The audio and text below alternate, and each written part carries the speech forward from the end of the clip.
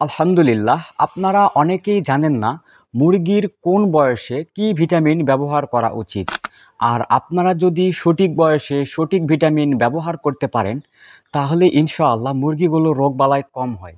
কারণ আমরা যখন মুরগিগুলোকে ভিটামিন খাওয়াই তখন মুরগির শরীরে এক ধরনের অ্যান্টিবডি তৈরি হয়।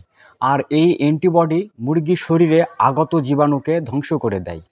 এক্ষেত্রে আমি আপনাদের বলবো, আপনারা যদি সঠিক বয়সে সঠিক ভিটামিন ব্যবহার করতে পারেন তাহলে ইনশাআল্লাহ আপনাদের মুরগি পালন অনেক সহজ হয়ে যাবে। তো আপনারা মুরগির কোন বয়সে কি ভিটামিন ব্যবহার করবেন? ভিটামিন বি1, বি2, বি6 বা থায়ামিন। আপনারা সাধারণত আপনাদের মুরগির বাচ্চাগুলোর যখন বয়স 3 থেকে 5 দিন হবে এই সময় যদি আপনারা থায়ামিন ভিটামিন খাওয়ান তাহলে কিন্তু বাচ্চাগুলোর পা অনেক সতেজ এবং মজবুত থাকে। পাশাপাশি বাচ্চাগুলোর ঘাড় বা গলা বাঁকা হয়ে যায় না। সেজন্য আপনারা 3 থেকে 5 দিন বয়সে ভিটামিন বি1, বি2, বি6 বা থায়ামিন ওষুধ খাওয়াবেন। ভিটামিন ই, সাধারণত আপনারা কোন সময় মুরগিকে ভিটামিন ই খাওয়াবেন এবং ভিটামিন ই খাওয়ালে মুরগির কি কি উপকার হয়ে থাকে? আপনারা যদি বাচ্চা ব্রুডিংয়ের সময় ভিটামিন ই খাওয়ায়ে থাকেন তাহলে কিন্তু বাচ্চাগুলোর রোগ প্রতিরোধক ক্ষমতা অনেক বেড়ে যায়, যার ফলে ব্রুডিং অবস্থায় বাচ্চাগুলোর রোগ হওয়ার সম্ভাবনা অনেক পরিমাণে কম থাকে। এছাড়াও আপনারা যদি ডিম উৎপাদনের সময় মুরগিগুলোকে ভিটামিন ই খাওয়ান তাহলে কিন্তু ডিমের আকার অনেক বড় হয়ে যায় বা মুরগিগুলোর ডিম উৎপাদনের ক্ষমতা অনেক বেড়ে যায়। পাশাপাশি অনেক সময় আমাদের মুরগিগুলোর ডিম উৎপাদনের সময় হওয়ার পরেও মুরগিগুলো ডিম উৎপাদন করে থাকে না। এ সময়েও যদি আপনারা ভিটামিন ই ব্যবহার করে থাকেন তাহলে কিন্তু মুরগিগুলো খুব তাড়াতাড়ি ডিম উৎপাদন শুরু করে দেয়। এছাড়াও ভিটামিন ই বাচ্চাগুলোর লোম এবং পাখাকে কদম ফুলের মতো ফুরফুরে রাখে। পাশাপাশি বাচ্চাগুলোকে ভিটামিন ই খাওয়ানোর ফলে বাচ্চাগুলোর রুচি শক্তি এবং হজম শক্তি অনেক পরিমাণে ভালো থাকে। আর মুরগিগুলোর রুচি শক্তি ভালো থাকার ফলে মুরগিগুলো পরিমাণ মতো খাবার খেয়ে নেয়। আর মুরগির বাচ্চাগুলো যদি পরিমাণ মতো খাবার এবং পানি খেয়ে থাকে তাহলে কিন্তু বাচ্চাগুলোর রোগবালাই বা বাচ্চাগুলো দুর্বল হওয়ার সম্ভাবনা অনেক % কম থাকে। এক্ষেত্রে আপনারা ঔষধ হিসাবে ব্যবহার করতে পারেন ই সেল অথবা ই টন। সাধারণত এই ওষুধটা ব্যবহার করার নিয়ম 1 ml 1 লিটার পানিতে 3 থেকে 5 দিন।